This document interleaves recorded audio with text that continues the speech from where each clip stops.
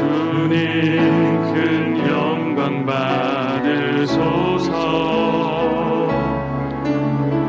홀로 찬양 받으소서. 모든 이름 위에 뛰어난 그 이름, 온 땅과 하늘이 다 찬양해. 겸손하게 우리 무릎 꿇고 주 이름 앞에 영광 돌리세. 모두 절하세. 독생자 예수 주님께 찬양 드리리. 모든 영광과 존귀와 능력 받으소서. 받으소서. 영광과 존귀와 능력 받으소서. 받으소서. 그리스도 살아계신 하나님. 내가 여호와를 항상 송축하며 내 입술로 항상 주를 찬양하리이다. 내 영혼이 여호와를 자랑하리니 공고한 자들이 이를 듣고 기뻐하리로다. 나와 함께 여호와를 광대하시다 하며 함께 그의 이름을 높이세. 내가 여호와께 간구하매 내게 응답하시고 내 모든 두려움에서 나를 건지셨도다. 아멘. 사도신경으로 우리의 흔들리지 않는 신앙을 고백합니다.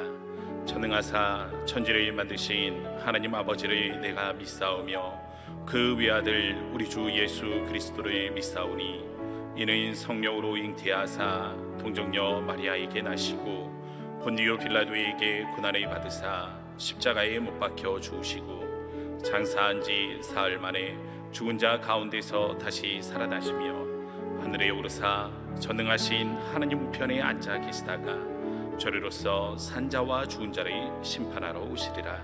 성령을 믿사오며 거룩한 공예와 성도가 서로 교통하는 것과 죄를 사하여 주시는 것과 몸이 다시 사는 것과 영원히 사는 것을 믿사옵나이다. 아멘. 자리에 앉으셔서 찬송가 50장 함께 찬양하도록 하겠습니다. 찬송가 50장입니다.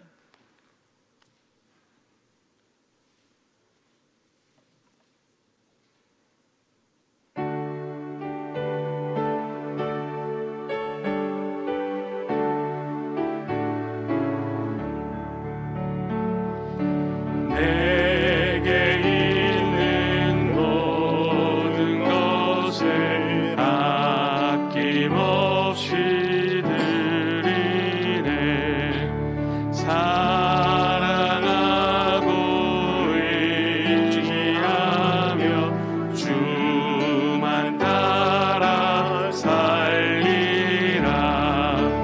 주께 드리네. 주께 드리네.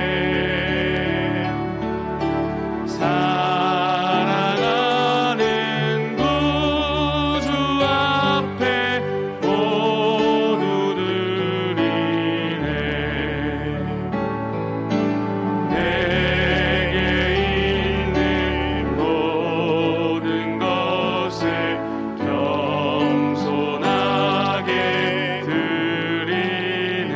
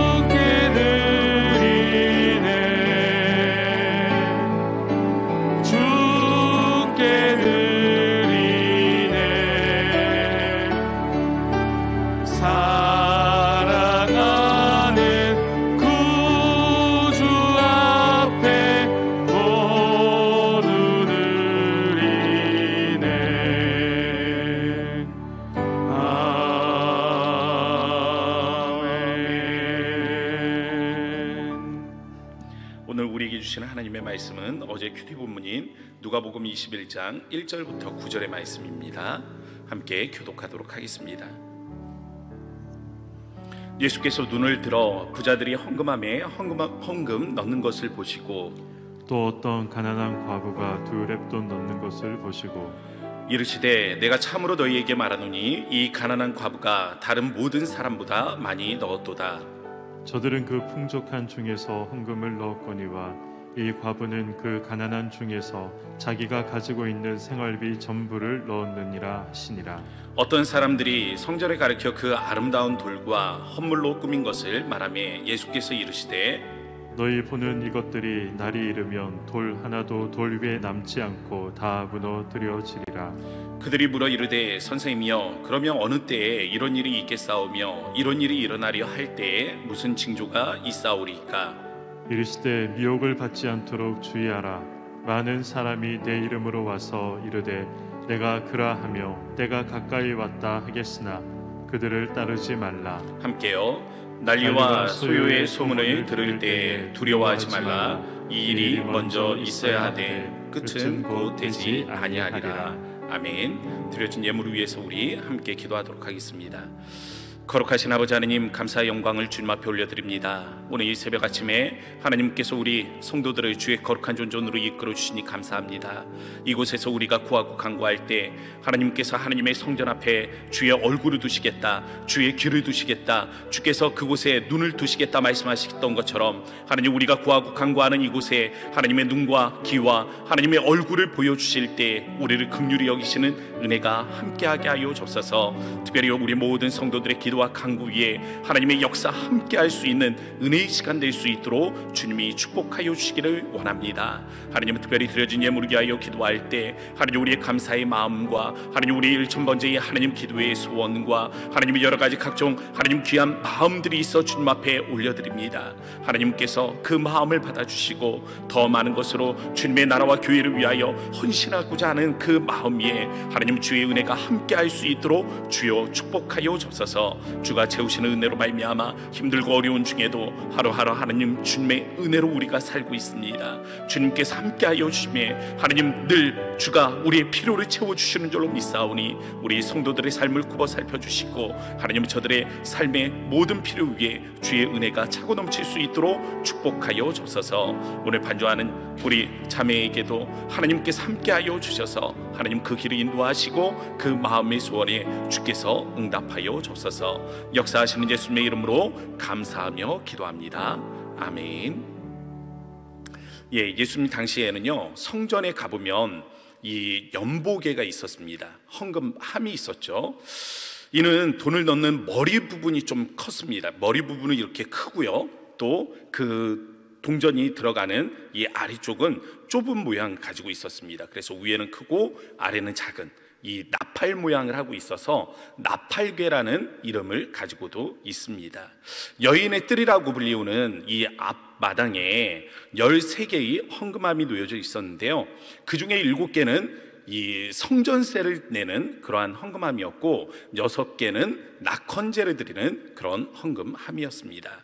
당시 화폐는 동전으로 되어 있었기 때문에 그 동전으로 된 이 화폐의 단위는 각각 달랐지만 어쨌든 동전으로 되어 있었기 때문에 동전을 넣을 때마다, 이 화폐를 넣을 때마다 소리가 났다고 합니다.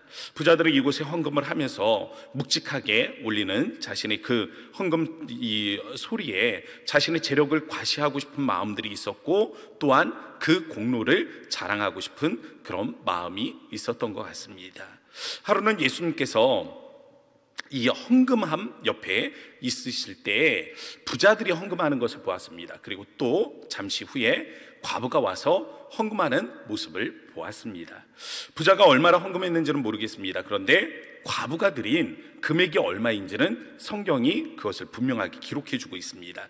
함께 2절 말씀을 보도록 하겠습니다. 2절 말씀 함께 읽어볼까요? 시작. 또 어떤 가난한 과부가 2렙돈 넣는 것을 보시고, 분명하게 본문에서는 2렙돈이라고 기록하고 있죠. 같은 내용을 다루고 있는 마가복음에 보면은 마가복음 12장에서는 2렙돈 곧 한 고드란트라고 그렇게 해석을 해주고 있습니다. 두 렙돈은 유대인들이 쓰는 화폐의 단위입니다. 그리고 고드란트는 로마인들이 쓰는 화폐의 단위죠. 그것을 그렇게 해석해주고 있는 것입니다. 두 렙돈, 한 고드란트가 그럼 당시에 어떤 가치를 가지고 있었느냐, 어떤 정도의 금액이었느냐라는 것을 고고학적 이 고증에 살펴보니까 밀가루 한 줌을 살 수 있는 정도의 가격이었다라고 표현하고 있습니다. 밀가루 한 줌 정도니까 뭐 우리 현대적인 가치로 환산을 해본다 하면 한 1,000원 정도로 생각을 해보면 될 것 같습니다. 과부가 헌금한 그리 많지 않은 이 헌금 금액에 대해서 예수님의 평가는 3절 뒷부분에 이렇게 등장하고 있습니다. 한번 보세요. 3절 뒷부분입니다. 이 가난한 과부가 다른 모든 사람보다 많이 넣었도다. 예, 많이 넣었다라고 말씀을 하십니다. 1,000원밖에 되지 않는 이 작은 금액을 예수님께서 평가하실 때는 많이 넣었다라고 말씀을 하세요. 예수님께서 이렇게 평가하신 이유가 또 4절 하반절에 보면 이렇게 설명이 되어져 있죠. 4절 하반절을 보시기 바랍니다. 이 과부는 그 가난한 중에서 자기가 가지고 있는 생활비 전부를 넣었느니라. 예, 예수님께서 과부가 드린 이 작은 금액에 대해서 칭찬하신 이유를 그렇게 말씀하고 있습니다. 전부였다라는 이 단어에 예수님께서 칭찬하신 이유가 함축적으로 포함되어 있는 겁니다. 자, 본문은요, 우리 크리스찬들이 어떤 마음으로 물질 생활을 해야 되는지, 어떤 마음으로 헌금 생활을 해야 되는지에 대해서 잘 설명해 주고 있는 그러한 본문이라고 할 수 있겠습니다. 목사가 헌금에 대해서 설명을 드리려고 그러면 사실 부담이 되는 것이 맞습니다. 그러나 종교개혁자 존 칼빈도요 이런 말을 합니다. 교회가 헌금에 대해서 말하는 것이 문제가 아니라 바르게 말하지 않는 것이 문제다.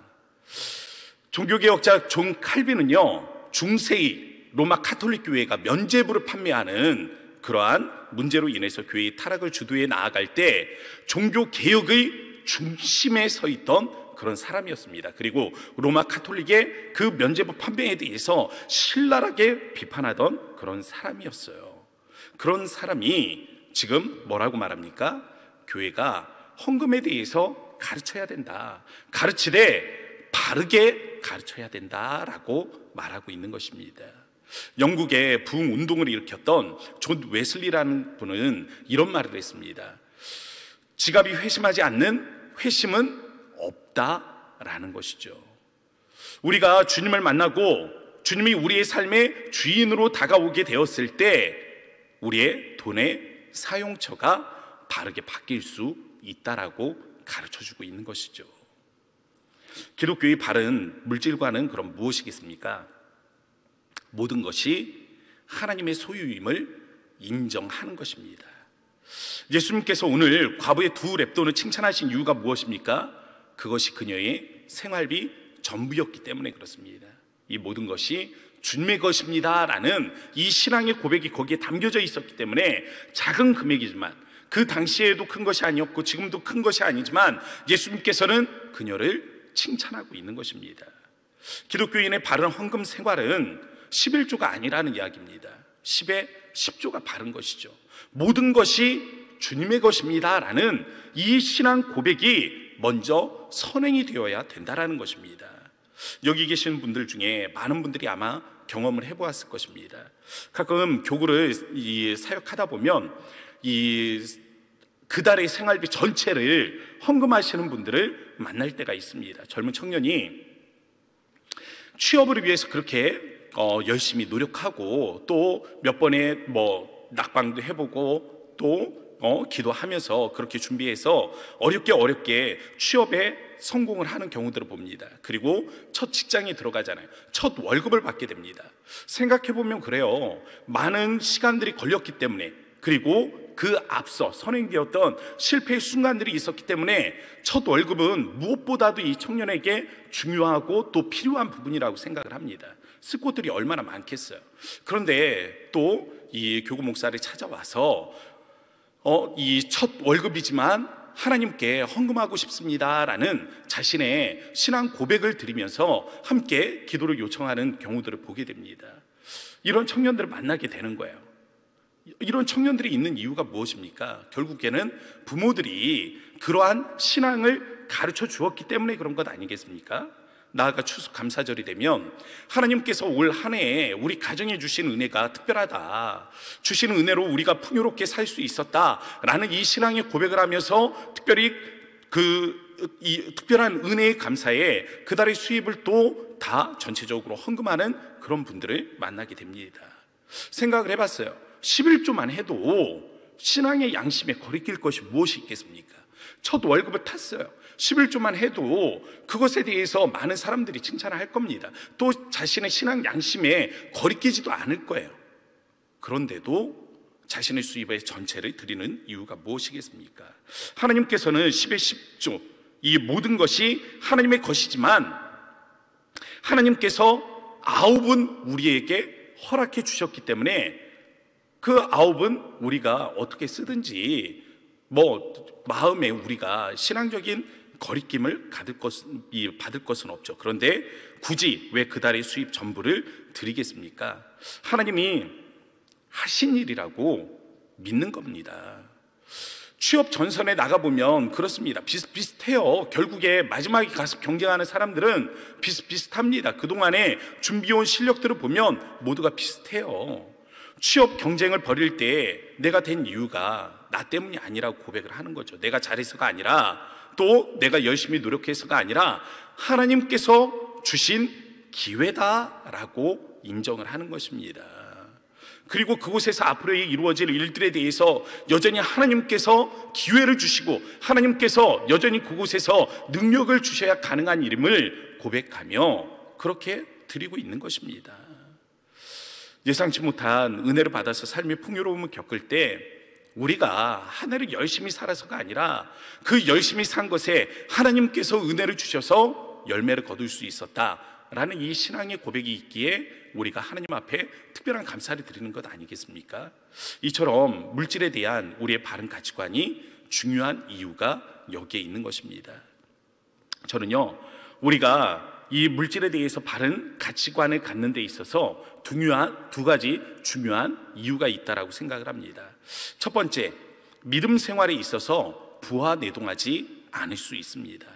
부하내동이라는 말은 이 하늘에서 번개가 치잖아요. 이 천둥 소리가 들려오잖아요. 이 천둥 소리, 번개와 천둥 소리가 어떤 때나 가까운 곳에 있어 이 번개가 치게 되면 번개와 천둥 소리가 동시에 들리는 경우들이 있거든요. 그러면 막 이 한 교실 안에서는 학생들이 다 같이 와 하고 놀라기도 하고요. 집안에서는 가족들이 그냥 깜짝 놀라면서 강아지도 같이 놀라가지고 막 짖는 그런 경우들이 있잖아요. 이게 부하내동이라는 이 사자성어입니다. 마치 토끼 한 마리가 있는데 머리에 도토리가 떨어진 거예요. 토끼가 깜짝 놀라겠죠. 그래서 후다닥 도망가지 않겠습니까? 깜짝 놀라서. 그럼 옆에서 물을 마시고 있던 사슴이 뭔 일인지도 모르고 자기도 덩달아 놀라는 거예요. 그래서 후다닥 도망갑니다. 사슴을 잡아먹으려고 했던 이 사자가 가만히 노리고 있는데 사슴이 놀라서 후다닥 도망가는 것을 보면서 뭔 일이 터졌구나 하면서 자기도 놀라서 도망을 가는 거죠. 결국에는 도토리 하나 때문에 사자가 놀라서 도망을 가는 그런 경우들이 생기게 되는 겁니다. 믿음 생활도 가만히 보면 마찬가지예요. 믿음 생활도 걱정이 누룩과 같이 번져가는 것을 볼 수가 있습니다. 조그만 걱정으로 시작을 하거든요. 근데 이 조그만 걱정이 결국에 왜 찾아와요? 믿음이 없으니까, 하나님에 대한 믿음이 흔들리니까 찾아오는 것 아니겠습니까? 그 조그만 믿음이 흔들리니까, 이 조그만 걱정이 찾아오니까 나중에는 큰 두려움이 되는 것을 보는 경우들이 있습니다. 올바른 물질관을 갖는 것이 우리 신앙을 부하내동하지 않게 하는 이유가 바로 여기에 있는 겁니다. 10의 11조, 오늘 내게 허락된 모든 물질은 하나님이 주신 것이다 라는 이 믿음, 모든 것이 하나님이 주신 것이고 그래서 내게 있는 모든 것이 하나님의 것이다 라고 믿는 이 믿음, 인간 생활의 가장 기초를 하나님이 책임져 주신다라고 믿는 이 믿음이요, 이 믿음이 있으면 그 어떤 것도 같이 믿을 수 있게 되는 것입니다. 물질을 책임져 주셨으니 건강을 책임져 주실 것 아닙니까? 질병이 찾아와도 결국에는 지금까지 우리가 어떻게 생활했는가를 생각해 봤을 때 은혜로 살아왔으니 하나님께서 또 책임져 주시겠구나 라는 믿음을 갖게 되는 것이죠. 물질을 하나님께서 책임져 주셨으니 인생도 책임져 주겠구나 라는 믿음도 갖게 되는 것입니다. 인생의 가장 기초를 믿게 되면 모든 것을 믿을 수 있는 것이죠. 근데 인생의 가장 기초적인 물질 생활을 믿지 못하게 되면 모든 것을 믿지 못하게 되는 겁니다. 건강도 믿지 못하고 인생길도 믿지 못하고 결국에 거기에 파생되는 모든 것들을 믿지 못하는 의심들이 쌓여져 가게 되는 것입니다. 그래서 이게 중요한 거예요. 우리의 모든 소유가 하나님의 것이다 라는 것을 인정하는 데 있어서 이 두 번째 중요한 이유가 있습니다. 돈의 흐름이 거룩해지게 된다라는 사실입니다. 앞에서 잠깐 말씀드렸던 것처럼 성전에 들어가는 초입에는 13개의 헌금함이 있었습니다. 7개는 성전세를 내는 것이고 6개는 목적 헌금을 드리는 거예요. 여인이 드린 것은 성전세는 아닙니다. 성전세는 20세 이상이 유대인 남성들이 내는 이 헌금이에요. 의무를 가지고 내는 것이고 또 거기에는 차등이 없습니다. 부자나 가난한 자나 차등이 없어요. 똑같이 반세겔만 내면 끝나는 겁니다. 여인은 성전세를 낼 의무도 없었어요. 부자들은 더 낼 필요도 없는 곳이었습니다. 아마도 예수님께서 보고 계셨던 헌금함은 바로 이 목적을 가지고 드리는 특별한 헌금함이 있었던 것 같습니다. 과부는 의무가 아닌 자원하는 마음으로 나와 자신의 모든 것을 드렸다는데 오늘의 이 말씀이 의미를 갖는 것입니다. 이처럼 물질에 대한 바른 관념이 이 바르게 쓸 수 있는 마음을 허락해 주는 것이죠. 우리에게 허락된 것이 100% 하나님의 것이다 라는 이 생각을 가지게 될 때 우린 거룩한 곳에 사용할 수 있습니다. 내게 주어진 것이 하나님의 것인데 우리가 어떻게 옳지 못한 곳에 이 돈을 사용할 수 있겠습니까? 그렇게 사용하려고 하면 망설여질 거 아니에요. 그러니까 거룩한 곳을 찾아 사용할 수밖에 없는 것입니다. 하나님이 기뻐하시는 곳에 쓰려고 하면 그 다음 용기가 일어나는 것입니다. 나도 쓸 곳이 있지만 그래도 하나님이 원하시고 하나님이 기뻐하시는 곳에 내가 이것을 사용한다면 하나님이 또 채워주시는 것이지 라는 믿음을 갖게 되는 것이죠. 신앙인이라면 헌금을 하든 어려운 사람을 도와 구제를 하든 사람이라면 모든 사람들은 이것을 좀 자랑하고 싶은 그런 마음들을 가지고 있을 겁니다. 그런데 예수님께서 말씀하셨죠. 오른손이 하는 일을 왼손은 모르게 하라. 그런데 이 당연한 마음이 있잖아요.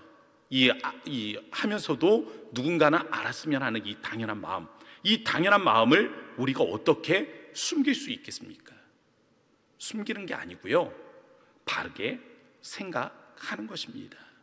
내 것으로 한 것이 아니라 하나님의 것으로 한 일이다. 내 것이 아니니 자랑할 일이 아니고 내 것이 아니니 남이 알 필요도 없어지게 되는 것입니다.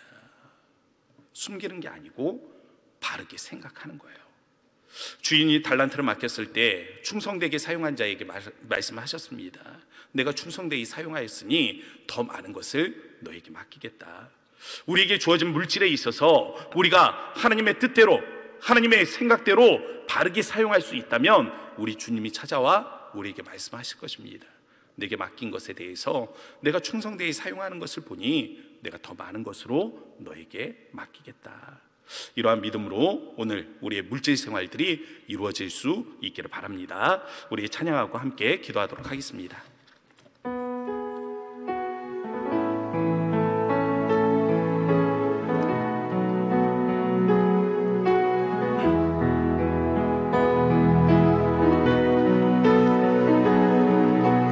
손 들고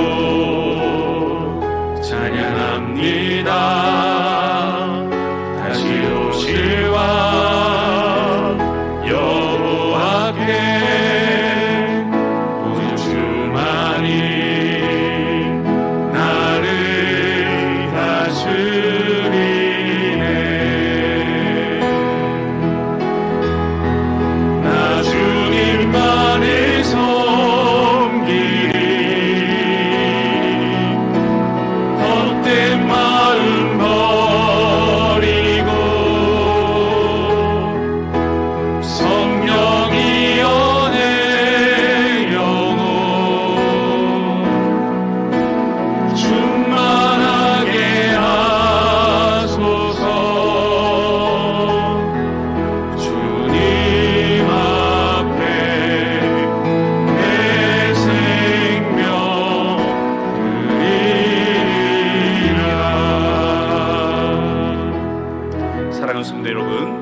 새벽 아침에 기도할 때 담임 목사님 영육간의 강건함을 위해서 기도해 주시기 바랍니다.